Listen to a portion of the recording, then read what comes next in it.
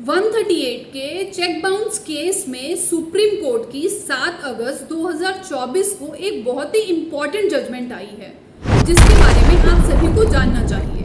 So now here is a good news for you. If you are accused और आपके खिलाफ किसी ने कोई फ्रॉड केस 138 का केस डाला है, तब आप सुप्रीम कोर्ट की लैंडमार्क जजमेंट दिखा के अपने अगेंस्ट सारे फ्रॉड केसेस को फिनिश करवा सकते हैं।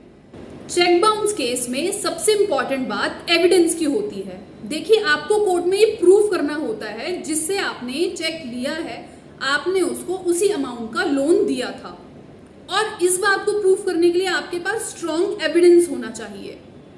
ज्यादातर लोग सिंपली कोई कंप्लेंट डाल देते हैं और वो ये बताते हैं कि बस मुझसे 5 लाख का लोन दिया गया था, उसके बदले मैंने ये चेक लिया, बट इस बात का कोई वो एडिशनल प्रूफ अटैच नहीं करते।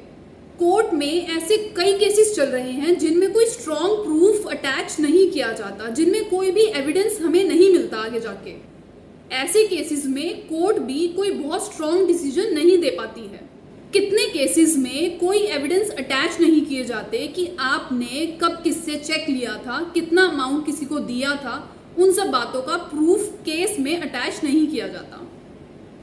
सुप्रीम कोर्ट ने इन सभी केसेस को बहुत अच्छे से एनालिसिस किया और अपनी लैंडमार्क जजमेंट देते हुए ये बताया कि हम किन किन कंडीशंस में चेक बाउंस केसेस को मानेंगे और किन किन कंडीशंस में चेक बाउंस केसेस को नहीं मानेंगे।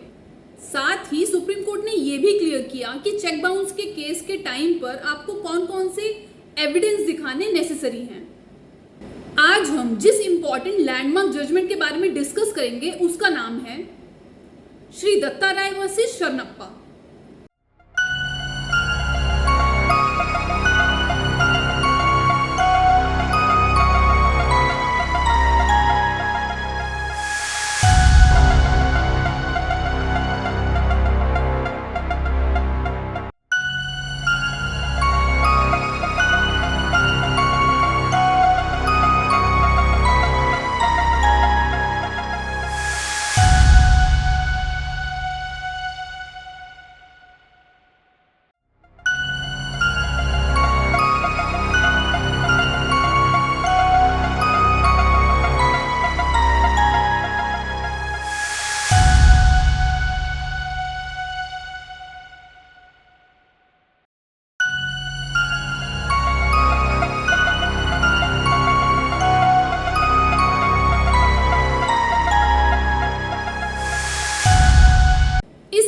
लिंक एंड फुल डिटेल्स मैंने डिस्क्रिप्शन बॉक्स में डाल दी है, आप वहां से ले सकते हैं।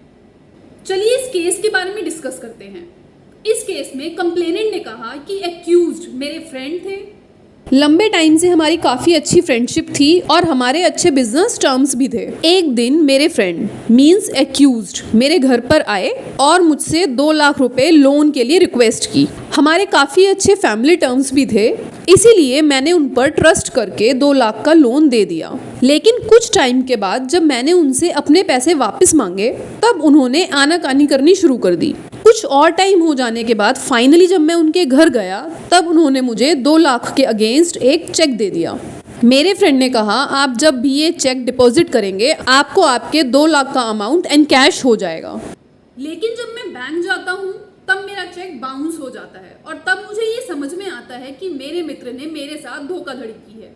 इसके बाद मैं अपने एडवोकेट के थ्रू अपने मित्र को एक चेक बाउंस का लीगल नोटिस भेजता हूँ और साथ ही मैं अपने फ्रेंड के अगेंस्ट एक criminal complaint against him under section 200 CRPC file करता हूँ।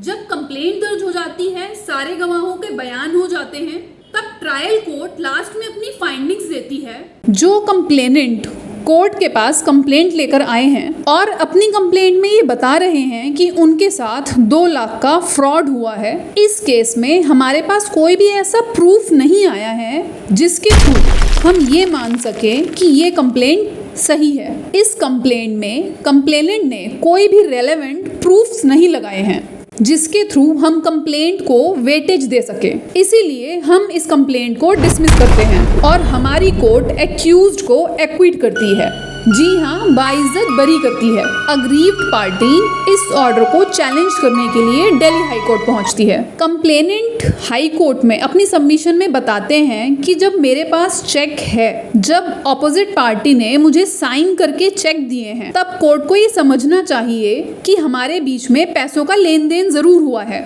बिना पैसों की लेन देन के मुझे ऑपोजिट पार्टी साइन चेक क्यों देती? इस बेसिस पे कोर्ट को ये मानना चाहिए कि मैंने 2 लाख का लोन अपने फ्रेंड को दिया था, उसी के अगेंस्ट में मुझे मेरे फ्रेंड ने 2 लाख का चेक दिया था जो कि बाउंस हो गया। बट हाई कोर्ट भी इन सब बातों की सबमिशन के बाद भी डिस्ट्रिक्ट कोर्ट की ऑर्डर एंड फाइंडिंग्स को कंफर्म करता है। At last high court appeal को डिसमिस कर देता है। Now here turning point comes. Complainant high court की अपील डिसमिस होने के बाद सुप्रीम कोर्ट पहुंचते हैं। कंप्लेनेंट इस बार भी सेम सबमिशंस देते हैं। कंप्लेनेंट बताते हैं एक्यूज ने मुझसे 2 लाख का लोन लिया, उसके अगेंस्ट उन्होंने मुझे 2 लाख का चेक दिया, वो चेक बाउंस हो जाता है। इस बात को कंफर्म करने के लिए मेरे पास बैंक का एविडेंस भी है। Complainant says I repeat my submissions, मुझे 2 लाख का चेक दिया गया, 2 लाख का चेक बाउंस हो गया, इसका प्रूफ बैंक भी देता है। सेक्शन 139 ऑफ एनआई एक्ट इसी बारे में बात करता है। सेक्शन 139 बहुत ही क्लियरली डिफाइन करता है कि जब कोई व्यक्ति साइन किया हुआ चेक किसी को देता है, तब उस स्थिति में उस व्यक्ति की लायबिलिटी बन जाती है उतना ही अमाउंट दूसरी पार्टी को देना। सेक्शन 139 के अकॉर्डिंग ये एडमिटेड पोजीशन है and it clearly defines the liability of the accused. जब इस सेक्शन के सारे प्रिजम्पशंस मेरे फेवर में हैं, तब एक्यूज्ड का एक्विटल कैसे हो गया? सुप्रीम कोर्ट ने दोनों पक्षों को बहुत ही ध्यान से सुना।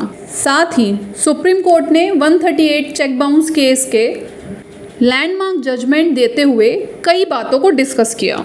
Honourable justice supreme court of India ने कहा, सबसे पहले हमें 2 सेक्शंस को बहुत ही ध्यान से देखने की ज़रूरत है। Section 118 of NI act and second is section 139 of NI act.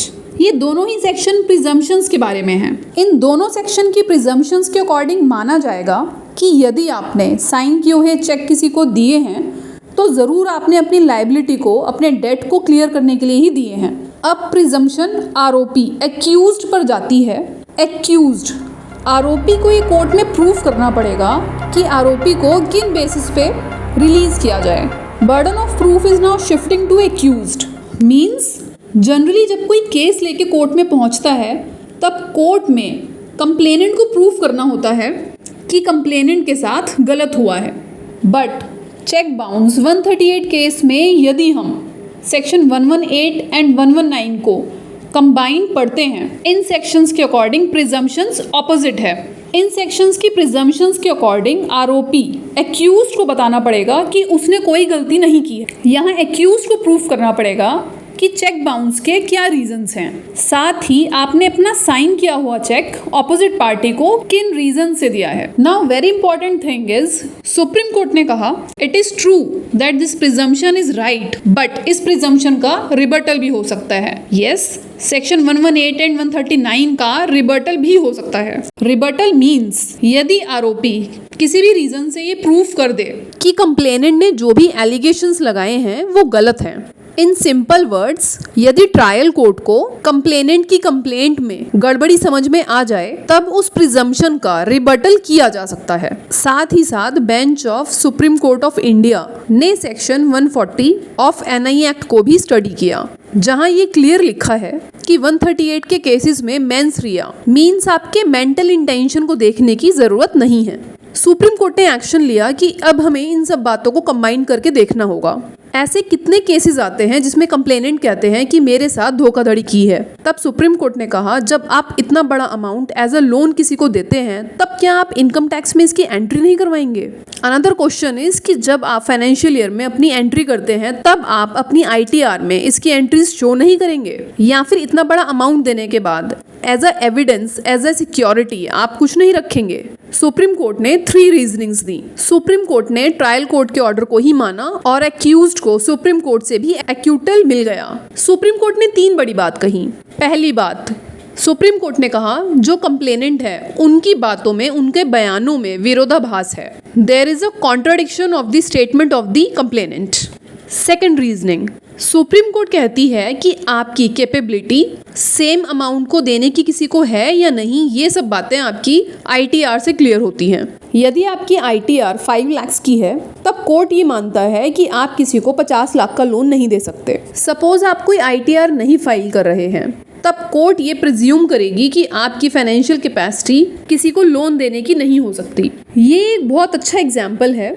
अगर आपका भी कोर्ट में 138 का केस चल रहा है और आप पर भी इस तरीके के एलिगेशन हैं, तब आप कोर्ट में कह सकते हैं कि आप ऑपोजिट पार्टी की ITR से क्रॉस वेरीफाई कर सकते हैं कि ऑपोजिट पार्टी की आपको लोन देने की कैपेसिटी है या नहीं। Third important thing, supreme court ने कहा आप हमें कोई ऐसा एविडेंस दिखा दीजिए जिससे ये प्रूव हो जाए कि आपने सेम अमाउंट का लोन एक्यूज्ड को दिया था। एज अ अमाउंट आप किसी विटनेस को भी शो कर सकते हैं, बट आपके पास कोई विटनेस भी नहीं है, तो हम ये कैसे मान लें, किस बिहाफ पे मान लें कि जो आप बोल रहे हैं वो सच है। एज अ कंप्लेनेंट भी आपके लिए ये बात बहुत ध्यान देने वाली है। यदि आप किसी को लोन देते हैं तो आप एज अ वीडियो कोई शॉर्ट वीडियो बना सकते हैं, या फिर आप व्हाट्सएप पे कोई चैट रिकॉर्ड रख सकते हैं। इससे भी ज़्यादा इंपॉर्टेंट, आप किसी विटनेस को साथ रख सकते हैं, जिससे कि इन फ्यूचर आपको कभी किसी पे केस करना पड़े तो एटलीस्ट आपके पास स्ट्रॉन्ग एविडेंस हो।